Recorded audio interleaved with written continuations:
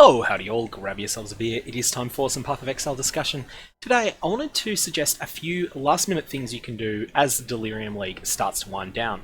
Because in the middle of this week, we're going to get the 3.11 announcement, which will put us firmly into hype mode for the new league. However, you can still continue to play Delirium until the date that the league ends, which is probably going to be another 2 weeks, but might be 3, depending on how much time GGG require to get 3.11 ready. So, the first thing I want to suggest is that if you've never done the Shaper fight, this is a good time to learn it. The reason for that is that Delirium shits out currency like crazy, but the various Elder Guardian or the Shaper Guardian maps are reasonably available at the moment. When you beat a Lair of the Hydra map, you'll get a fragment of the Hydra. Same for the Minotaur, same for the Chimera, and same for the Phoenix. And when you put all 4 of them into your map device together, you'll get a single opportunity to visit the Shaper's lair. The Shaper's a reasonably challenging boss, but nothing unmanageable, and I've got a guide on it. And additionally, there is a 1 in 100 chance, yes, you heard that, 1 in 100 we believe, of the Shaper surprising you and dropping this magnificent hideout, which you will have in future leagues as well. Now, why do I suggest doing this now? Well, you've probably got a very powerful character at this point of the Delirium League if you're someone that's been playing anywhere near endgame. And additionally, the Shaper is guaranteed to drop one of the fragments, one of the key fragments that's required to access the Uber Elder fight.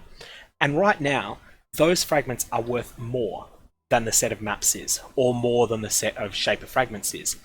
So for that reason, you can sort of free roll it. As long as you're not failing the Shaper encounter, and you do get 6 portals to it, so as long as you're not completely wiping it out, all 6 portals, you'll end up making yourself some currency whilst being able to free roll attempts at getting this Celestial hideout. So that's the first thing I suggest. And that one goes whether you're a standard player or not. The next couple of tips are more oriented at standard players. And that is, quite simply, to pick up some of the things that are really underpriced in the Delirium League. Now, this is not relevant, as I say, if you're not a standard player. But some of the things that are worth considering if you are, fractured fossils. I just bought 11 of these for 10 exalts, so that's 0.9 exalts each. In standard right now, they're 1.9, so that would mean that the currency that was spent there is doubled. Fractured fossils I'll have another use for later as well. Some other things that are really cheap in the current league: Orbs of Annulment, Ancient Orbs, Harbinger's Orbs, and Divine Orbs are all considerably cheaper than they are in standard, as is the Beachhead Unique map. So there's a few options that you can consider. Obviously, this is only worth doing if you regularly play standard. There's not much point having a whole bunch of exalts in your stash tab sitting in standard league if you're just not interested in the league at all. The next thing that I want to suggest is that we don't know what form Delirium will go into the core game or to what extent. And as a result, I think it can be worthwhile making bases for future Fractured Fossil copying of some of the maps that are interesting that you've got access to in this league. And one in particular that I want to demonstrate, and here I'm going to show off a vendor recipe that a lot of people don't realize exists. If you vendor 5 of the same rare item, you will receive a rare item of the same base back. So here I've got 5 Vaal Temples. Vaal Temples can't be crafted. They always drop corrupted. However, if we do this, we vendor 5 Vaal Temples, we'll get an uncorrupted Vaal Temple, something you can't normally get. And then we're able to go and put 5 Delirium Orbs on it.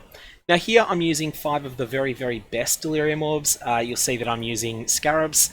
I also have a set of 5 Diviners Delirium Orbs as well, which I'll use on the other one.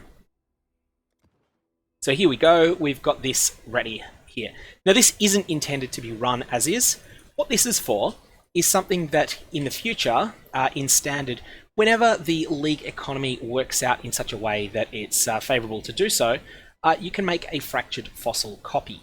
So just to repeat this, I've made a video about this process in the past, but what you can do is you can say, put a fractured fossil into a resonator, and then say, all right, I'm going to duplicate this map, and now I have, it re-rolls all the mods on it, and unfortunately that one's gone Elemental Reflect. I'll talk about Ali Reflect in a sec. And then it makes a permanently unable to be modified copy that also has the same mods. Now, if you want to dodge that reflect issue, Instead of using a single socket resonator like I did the first time, you can use a corroded fossil. Corroded fossils mean no elemental modifiers. That means that you cannot possibly get elemental reflect.